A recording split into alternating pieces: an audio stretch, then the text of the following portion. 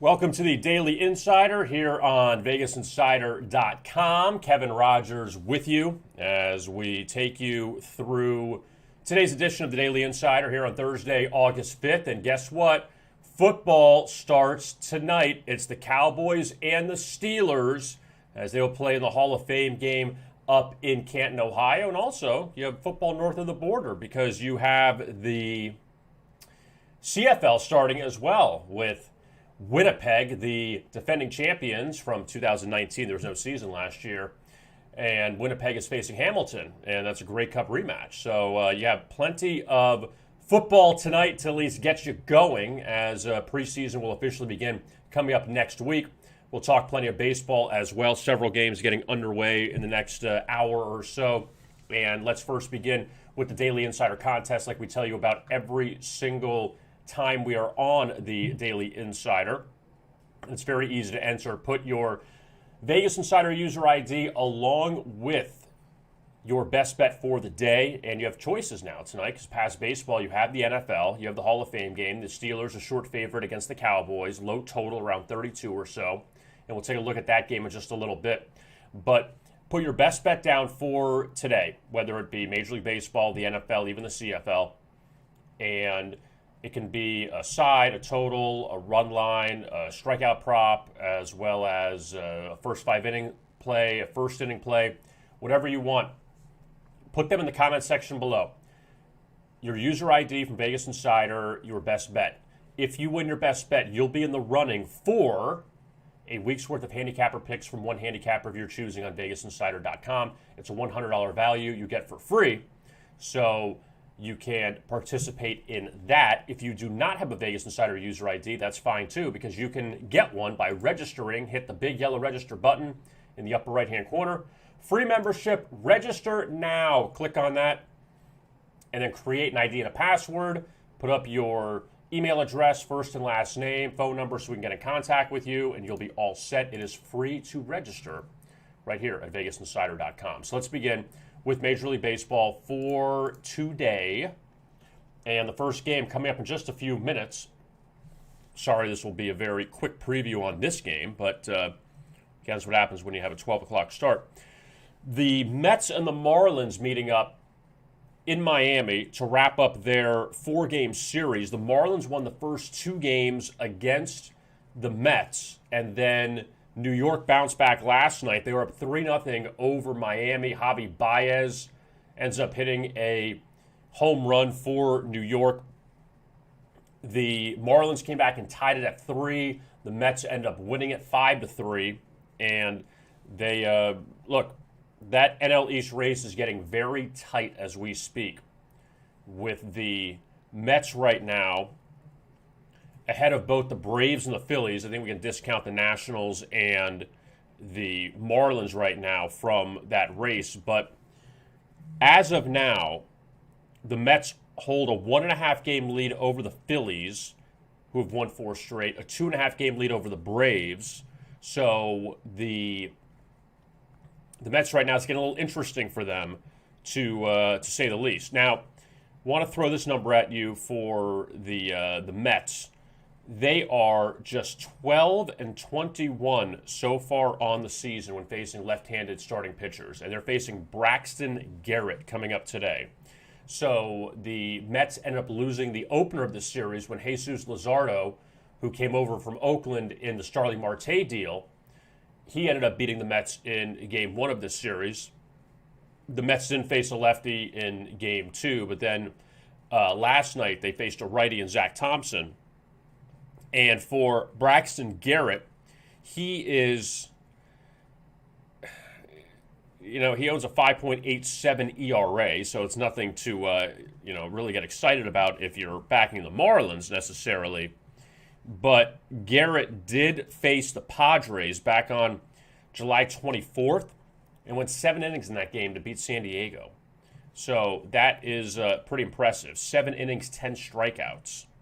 So the ERA, not great, but he was able to pitch pretty well against a pretty solid San Diego lineup, and he got the win there. Rich Hill, who came over from Tampa Bay, he has been okay. He had that stretch earlier in the season where he had given up 1 run, no runs. And that was in May, from May through early June. And then it feels like every one of his starts is giving up 3 or 4 runs. And his 2 starts since joining the Mets, New York is 2-0. They won a pair of 1-run games against Toronto and Cincinnati, but he's allowed 7 earned runs in his last 10 innings of work, gave up 2 home runs against the Reds his last time out, and now he is going to take his talents on the road. 3-1 record, 4.19 ERA this season with the Rays on the road, and the Mets right now laying 130 in that game in the final game of that series.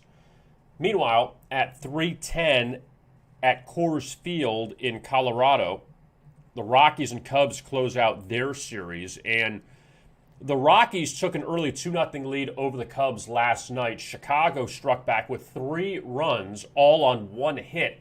Patrick Wisdom, who was now probably the most reliable power hitter for the Cubs, he hit a 3-run double. The left fielder dropped it going into the wall. It was almost an incredible catch, but he dropped it, and that's how the Cubs got their runs, and they won 3-2. And Alec Mills, who actually has not been bad for the Cubs this season. Kyle Hendricks, of course, is their ace, but out of the rest of the pitchers on that staff, Alzolay has not been good. Zach Davies has been very inconsistent. They traded Trevor Williams. Jake Arrieta has been great. Alec Mills is slowly turning into almost a 2 on the staff with the Cubs. And again, the Cubs unloaded a lot of guys at the trade deadline, so they've kind of waved the white flag on the season. But they ended up beating the Rockies. That's a good job by Chicago last night, giving up 2 in the first, and I think they had 4 or 5 hits in the first inning, Colorado, and then they couldn't score again the rest of the game. So the Cubs end up getting a road win last night. The Rockies fall to 34-21 at home, and they close out the series today. Antonio Senzatella, he takes the mound for the Rockies. Colorado's 5-12 in his 17 starts this season. The Cubs are 6-12 in Jake Arrieta's 18 starts. So both these guys have not been very reliable, and Senzatella is making his first start since early July when the Rockies lost to the Diamondbacks 6-4.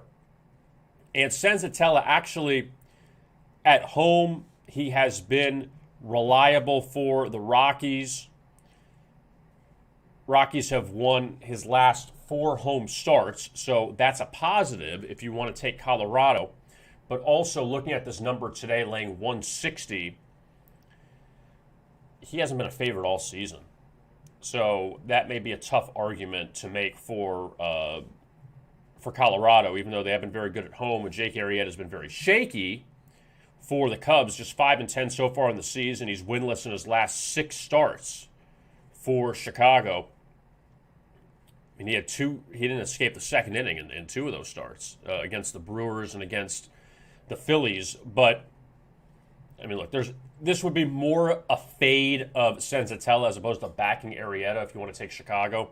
But the Cubs, who were blown out in Game 1, they come back to win last night, and we'll see what happens. Rockies favored big today. Giants favored also against the Diamondbacks big. That's no shock, really. San Francisco has totally owned Arizona this season. I believe it's just 2 losses they've had against the Diamondbacks. One of them came actually with Merrill Kelly on the mound, who's starting for Arizona today in the finale. San Francisco's taken 2 of the first 3, a 7-1 win last night at Chase Field. And the Diamondbacks wrapping up this rough homestand with the Dodgers and the Giants. Then they get the Padres on the road, the Giants on the road, and the Padres at home. So it just doesn't get any easier for Arizona as they move forward in this disastrous season. But Merrill Kelly has actually been decent. 7-8 record, 4.38 ERA. In his last 8 starts, the Diamondbacks are 6-2. The 2 losses came to the Dodgers. So that's good news for him going into today. And he's got 3 victories, in fact, as a plus 130 dog or higher, including a 5-3 win over the Giants back on July 1st, 7 innings, 7 strikeouts. And Alex Wood has pitched well for the Giants this season, but also especially against Arizona. He's 9-3, 3.83 ERA. The Giants have found a way. One thing I give them credit on is that they hit with Gosman, they hit with DeSclafani, they hit with Alex Wood, and they still have Johnny Cueto, that they have these guys they kind of picked up off the trash heap and threw them in the rotation, and it worked out really well. And now they got Chris Bryant, also from the Cubs. So San Francisco definitely in better shape pitching-wise than the Padres are. We know what the Dodgers have. Max Scherzer won last night and beat the Astros, and we know they're totally loaded. But the Giants right now, you would trust their pitching staff way more than you would with the San Diego Padres, who lost yesterday to Oakland. Very tough defeat up in the ninth inning. And if you had the under in that game, even worse, because Oakland won, and all the runs that came late ended up pushing the game over the total. So Alex Wood against Arizona this season beat him 11-4 back on July 2nd, and also 5-2 in mid-June, both as a substantial favorite. So now he's again in that favorite role against Merrill Kelly. And again, Arizona going through this. I mean, the season's been terrible for them. They're 34-75, and they play the next three series against San Francisco and San Diego. And they just played the Dodgers. So they just want to pray to play anybody else except for those teams. The last afternoon game in the National League, the Phillies and the Nationals. And Philadelphia going for the 4-game sweep of Washington. They were down 3-0 last night, came back, won 9-5. So Philadelphia, after losing the first two games at Pittsburgh, where they scored a total of 2 runs, in the last 4 wins, which includes a victory in the series finale at Pittsburgh in Kyle Gibson's debut, Philadelphia has scored a total of 36 runs in the last 4 games. And they've gone over in all 4, obviously. So Philadelphia's offense has woken up of late. They go to Aaron Nola today. Nola has not been very consistent from a road standpoint. The Phillies this year, 4-8 in Nola's 12 road starts. So that's not good. And the last time out, they lost to Pittsburgh. So he gets the ball today against Joe Ross. And Ross actually, this is an interesting case for Washington, even though the Nationals, again, they tore everything up. You know, they traded Scherzer, they traded Trey Turner, and they are 3-7. Actually, back it up, they're 3-9 their last 12 games. So Washington, has kind of pulled the plug in the season. But Joe Ross was favored his last time out against Kyle Hendricks, who has had a better season than Aaron Nola. And again, the Phillies are better than the Cubs. But you go from Ross being a short favorite, and this was the last weekend that both teams basically destroyed, their rosters at the trade deadline. But Ross was a short favorite, lost to Kyle Hendricks and the Cubs. Now look at this. He's plus 130 at home against Aaron Nola, who has not been a reliable road pitcher. And Philadelphia, who, again, they're picking it up a little bit, is working out right now for them as far as getting back in the NL East race. But I think that's too big of a number that Nola's laying today against Washington. 2 games tonight inside the National League, the Pirates and the Reds. Cincinnati held off Minnesota yesterday, so they bounced back from blowing that ninth inning lead 2 nights ago. And the Reds right now, they've won 6 of 8. So they are, they're still 7.5 back of the Brewers for first place inside the National League Central. But on the flip side, the Reds 4 back of San Diego for the second wild card spot. So that's kind of where the Reds are, I'm sure, leaning towards as far as trying to, that's their only way to get in the playoffs. They're not going to catch the Brewers. It's easier to catch the Padres. And Cincinnati, you get Pittsburgh this weekend. You got to win all 4 games if you're the Reds. At worst, go 3-1, but you got to win all 4. There is no excuse to do any worse than 3-1 against this Pirates team. And Pittsburgh, I feel like they have competitive spells in them at times during the season, and then other times they're just terrible. Like, for instance, against Milwaukee at home last week, they got outscored 28-3. 28-3 in a 3-game sweep by the Brewers. But then they take 2 of 3 from Philadelphia. They come back and they beat Milwaukee in one of these games this week, and they led 2-1 late yesterday before giving up a 3-run homer. So they play better at times, and then they just totally disappear. And we know Pittsburgh doesn't have a lot of talent right now on their team. So Sonny Gray takes the mound for the Reds tonight, and he was very good his last time out against the Mets. Probably one of his best starts of the season. 6 innings, 7 strikeouts, gave up 1 run in a 6-2 victory at New York. But now, Sonny is laying 240 against the Pirates. And this season, at home, not exactly good numbers. The Reds are 1-6 in Gray's last 7 home starts.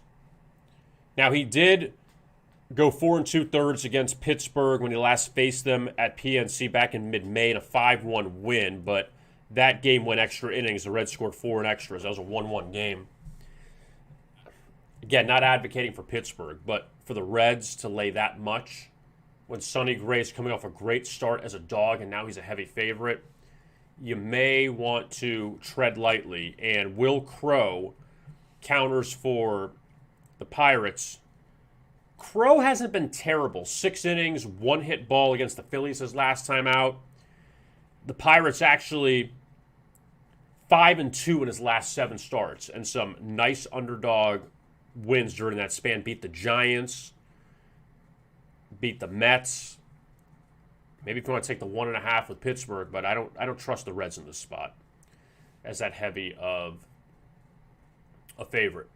Atlanta and St. Louis, they meet up at Busch Stadium as the Braves try to go for the sweep there. And Atlanta had that crazy, 18-game back and forth, loss-win since the All-Star break, and they finally broke that hex. They won 2 in a row for the first time since pre-All-Star break. They beat the Cardinals last night 7-4. St. Louis was up 3-0 after 1. And then couldn't really do anything offensively the rest of the game. They had a sac fly late to tie the game at 4. And then the Cardinals, or the Braves rather, they ended up getting 3 to win it 7-4. And Atlanta's right behind the Mets. And again, the Braves doing this without Ian Anderson now. Mike Soroka's not coming back this year. But Max Fried pitched well in Game 1. Drew Smyly's been a nice addition. Feels like the Braves win every time he starts. Charlie Morton's been very reliable. And tonight it's Touki Toussaint who takes the mound for Atlanta. He won his first 2 starts, was lit up by the Brewers his last time out, had a 4-0 lead in that game, in fact, against the Brewers back on Friday night. 4-0 out of the chute. Then Milwaukee got 8 runs in 2 innings. Willie Adames had a couple of home runs in that game.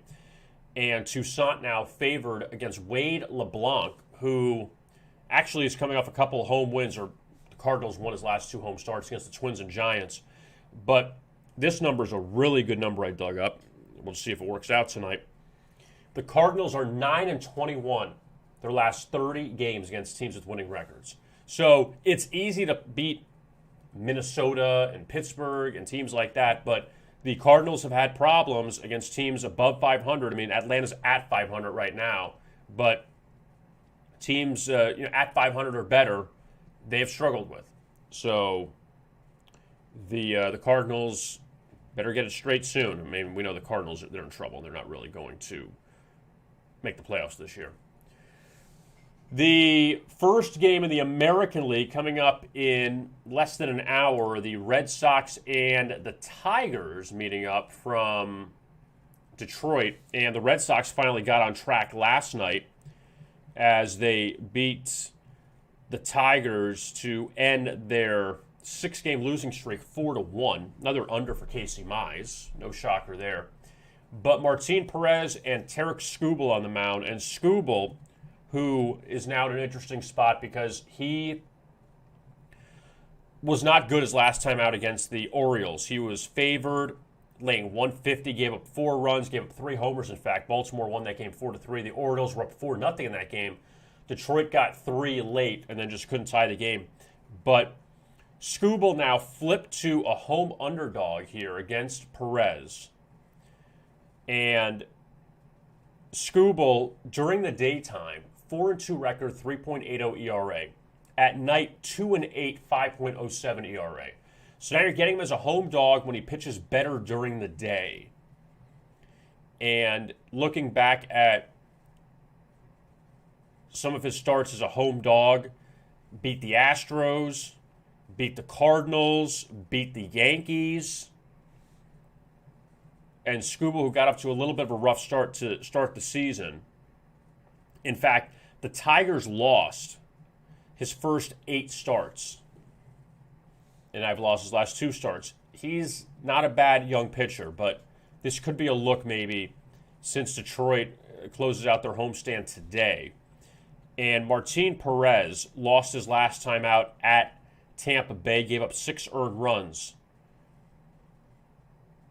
On the road, Perez, he's given up 9 earned runs his last 2 starts. That's in 8 innings of work. Skubal could be worth a look here, just because Boston's offense really hasn't done much of late. Angels and the Rangers from Arlington. And there's a lot of good things I dug up on this game. All right, so Dylan Bundy's 1-8, ERA of 6.66. Spencer Howard makes his Rangers debut. He came over from the Phillies in the Kyle Gibson trade, and he's just struggled. And there's no other way to put it. 5.72 ERA this year with the Phillies, 5.92 ERA last year. He really hasn't found his footing so far in Major League Baseball. He's happy with the change going to the Rangers. He said that at the press conference. I mean, everyone's going to say that. No one's going to say, I'm disappointed I got traded. He's happy he got traded. But here's a couple things with the Angels. Now, number one, the Angels this season against 7 of the worst teams in baseball, and I'm throwing Detroit in there because they're below 500, even though the Tigers have played better than the rest of the teams on this list. But I'm going to list you these teams, okay? Texas, Kansas City, Minnesota, Colorado, Arizona, Baltimore, and Detroit. All right? The Angels have played those teams 36 times. The Angels are 27-9 against those teams, including a 7-4 record against Texas. They beat Texas last night behind Shohei Ohtani. The Angels are also 8-2 in their last 10 road series finales. So now you're getting the Angels at a pretty cheap price. They get the Dodgers this weekend at Dodger Stadium. And Texas actually goes to Oakland, and Texas will be a heavy dog coming up this entire weekend in that series. So I don't know if you find value maybe with Texas tomorrow, but Texas almost had a pick'em spot against the Angels. And I know Anthony Rendon is out now for probably the rest of the season. Dylan Bundy hasn't been great, but the last time Dylan Bundy faced the Rangers, he was laying 200. Now he's basically at a pick'em. No Joey Gallo anymore for the Rangers, and understandably, no Rendon for the Angels, no Mike Trout. But I just don't know how much I trust taking Texas with Spencer Howard, who may not go 3 or 4 innings in this position. I do like the Angels here against the Rangers. Now, the night action inside the American League. 4 games to go over, then we'll get to the Hall of Fame game. First up, Mariners and the Yankees from Yankee Stadium. And New York right now is 2 back of Oakland for the second wild card spot. 3 back, Toronto and Seattle. So the Mariners hanging around in spite of the fact they have a minus 49 run differential. But the Mariners still, they're there. And the Mariners right now, coming off of the series victory at Tampa Bay. Of course, the one team the Rays have trouble with is the Mariners. Seattle won 6 of 7 with Tampa Bay this season. And now they get the Yankees. And the last time they played the Yankees, in fact, was back in early July in Seattle. Yankees won the first 2 games of that series. Mariners shut out the Yankees in the final game of that series. But that was after the Yankees, that was after the series with the Mets, and they didn't play very well. So the Yankees kind of got back on track there. And Seattle now in the third leg of their road trip. And Tyler Anderson takes them out for Seattle tonight. He's making his second start since coming over from Pittsburgh. And he wasn't bad with the Pirates. I mean, granted, the numbers 5-8, 4.35 ERA, but you are with the Pirates, you only do so much. 5 1/3, 3 earned runs his last time out, his first start with Seattle, and that was a game that the Mariners actually led 2-0 early. Texas came back, took a 3-2 lead. Mariners tied in the top of the ninth, got the first run in the top of the 10th, but then the Rangers hit a walk-off homer to beat the Mariners 5-4. So Anderson laying 130 there. Now he's plus 180 this time around against the Yankees. Nestor Cortez Jr., who was slated to go a few nights ago when Garrett Cole got scratched because he tested positive for COVID. So Cortez, he's getting the start tonight. 1.93 ERA. Held the Rays to 1 earned run in 5 innings back on July 28th. 3-1 win for New York. Seattle's a feisty team, and the Yankees have won now 5 of 6. They just played the Marlins and the Orioles last 2 series, so take that into account as well. But I mean, even a guy like Anderson may not be a bad look, maybe plus 1.5 tonight, but I'm not saying I love Seattle necessarily in this game, but they've still been very competitive. Cleveland and Toronto, I feel like the series has taken all week. I mean, they did start Monday, but still. So the Blue Jays, I mean, imagine if they started the season at Rogers Center, didn't have to play in Dunedin and Buffalo. That now they have so much momentum. They swept the Royals. They've taken 2 of 3 from the Indians so far in this series. And Toronto closed it out today. And then the Blue Jays end up getting the Red Sox for a 3-game set this weekend. That place is going to be rocking for the Red Sox. So you get Boston this weekend, and the Blue Jays, again, right there in the wild card race. They've come back. They made up a lot of ground. Ross Stripling, he goes for the Blue Jays tonight. 6-4 win his last time out against the Royals. And in his last 8 starts, I should say, Toronto 7-1 to the under.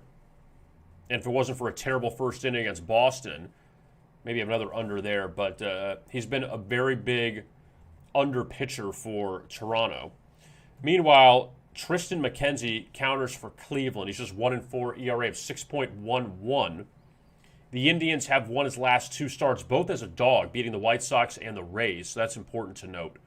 He allowed 6 earned runs his last time out against Chicago, but got a couple underdog wins under his belt, and he faces this tough Toronto offense.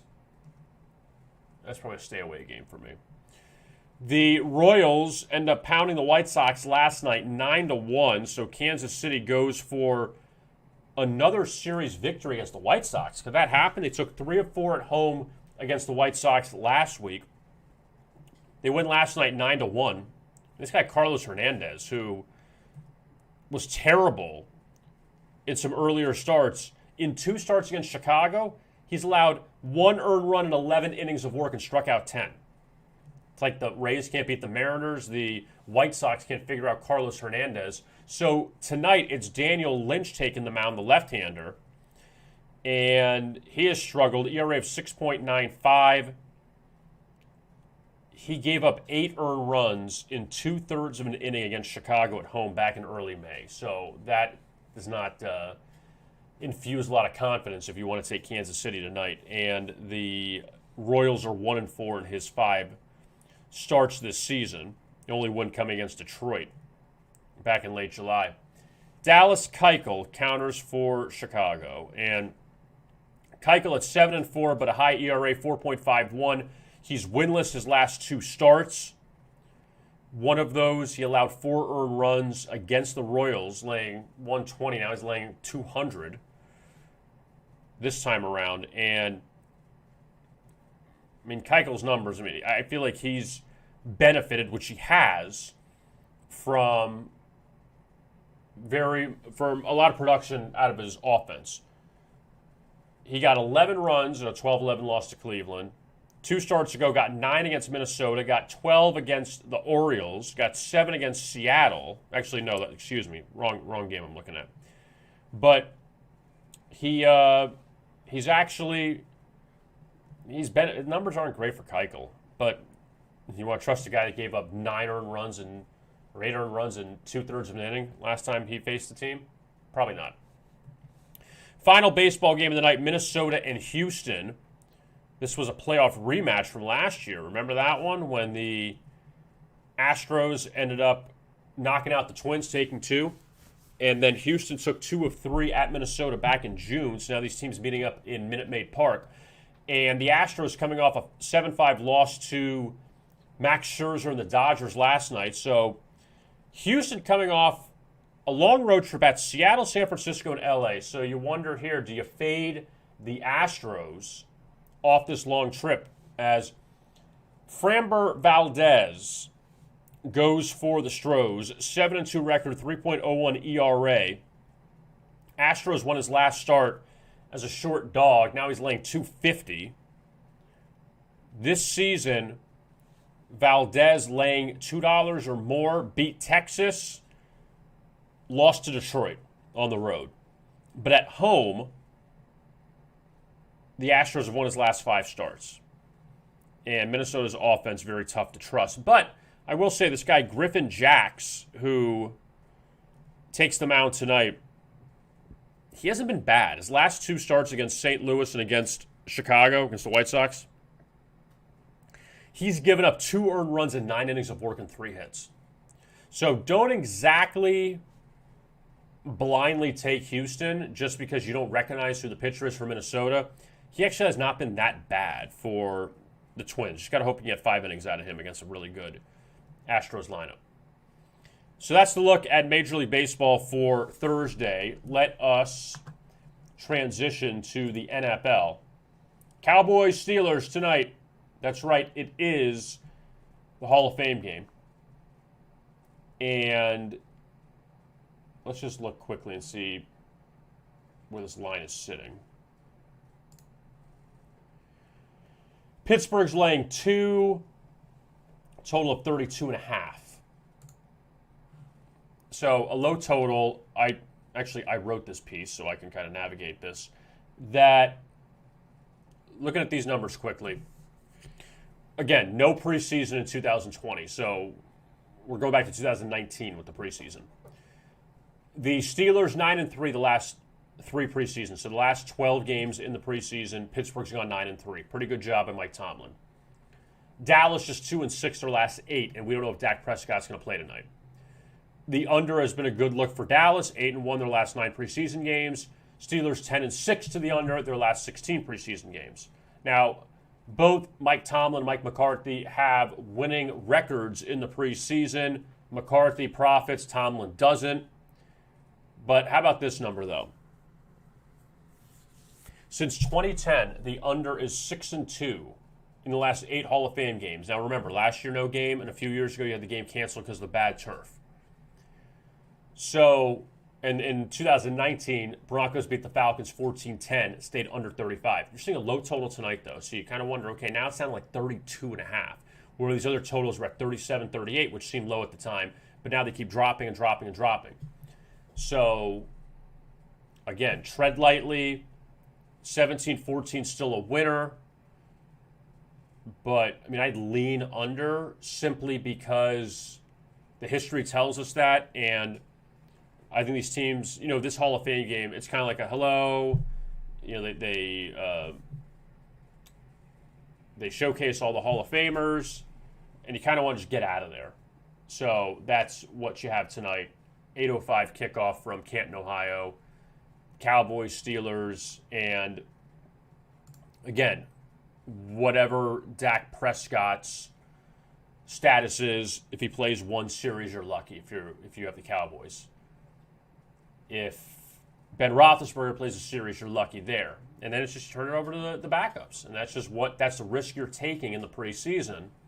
But the Steelers have proven that they have played well in the preseason. Now, the only note there on the Cowboys, I said 2-6 their last 8 preseason games. That was pre-Mike McCarthy.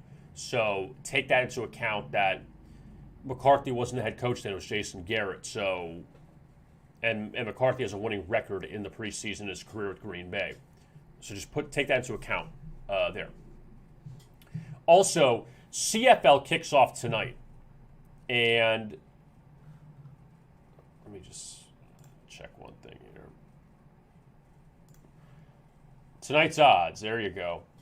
Hamilton, they were laying 3.5. Now it's down to 2.5 against Winnipeg. And this is a rematch of the Grey Cup from 2 years ago, in which Winnipeg stunned everybody. They beat Hamilton, who was the best team in the East Division, and they won the Grey Cup. Now, Hamilton did not have their quarterback at the time, Jeremiah Masoli, former Cincinnati Bearcat. So, or excuse me, well, Masoli's from Oregon. I was thinking of Dane Evans from Tulsa. But if I'm not mistaken, though, Jeremiah Masoli was at Cincinnati, right? And then who am I thinking of? I'm thinking of someone else who was there. I'm wrong. From Oregon, excuse me. No, do you know who it was? There was another quarterback in the CFL from Cincinnati, and I'm blanking on who it is right now. I'm sure someone will tell me. But Masoli was with Oregon and then went to Ole Miss. It was, I would love to remember, but I have to know this just because I just have to know this right now. It was, what was the guy's name who was the quarterback? No, that's not him. Oh, Zach Caleros is the guy I was thinking of. Excuse me. Zach Caleros was the University of Cincinnati quarterback who is with Winnipeg. That's who it was. I was just blanking on the names there for a second. But anyway, so Masoli got hurt that year in 2019. Hamilton still got to the Grey Cup behind Dane Evans, and they ended up losing to Winnipeg. So Winnipeg ended up winning the title, and they had a great underdog record that year. Now they have gone from a 3.5-point dog to now 2.5. So that's the opening game tonight in the CFL, so I'm glad we got that out of the way. All right. Oh, and by the way, too, United States, they, in case you missed it, spoiler alert, they ended up beating Australia 97-78, a game that the United States trailed by 15 in the first half, and they won by 19. So it's pretty impressive, and they were laying 11.5, 12. So if you had the United States, you had a nice sweat for a while, but at least they ended up winning. So United States and France coming up tomorrow night. Friday night, excuse me. What day is today? Thursday? Tomorrow night, Friday night. USA and France, and the United States is laying 12.5 right now to France. They lost to France, remember, in the preliminary round, but they were up late in that game, and France came back and beat them. And obviously, France advanced because they beat Slovenia.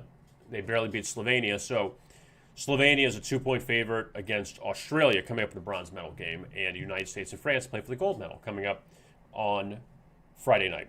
And that'll wrap up the Olympics, and it'll all be done. I want to remind you again about the Daily Insider Contest, which we have every time we are on here on VegasInsider.com and on our YouTube channel at Vegas Insider. The Daily Insider Contest is very easy to enter. It is very simple. You put your Vegas Insider user ID in the comment section below, along with your best bet for the day. And today it's Major League Baseball, NFL, CFL.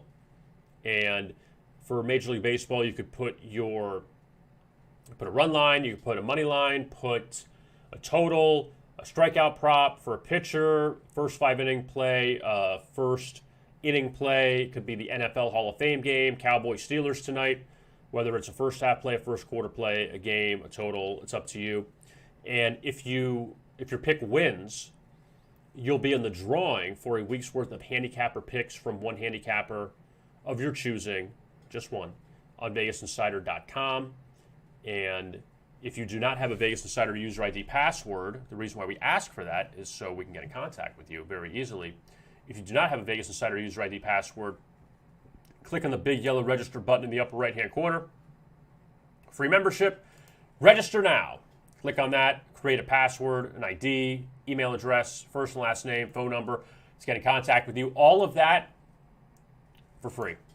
So it's very easy to enter, and then you'll be eligible for the contest. And don't forget to like and subscribe to our YouTube channel as well. That would be very helpful. Anyway, I am Kevin Rogers. Thank you very much for watching this edition of the Daily Insider. And if you joined us late, you can still catch the replay on our homepage on VegasInsider.com, as well as on our YouTube channel at Vegas Insider. We will talk to you again coming up on Tuesday. And as always, best of luck with your bets.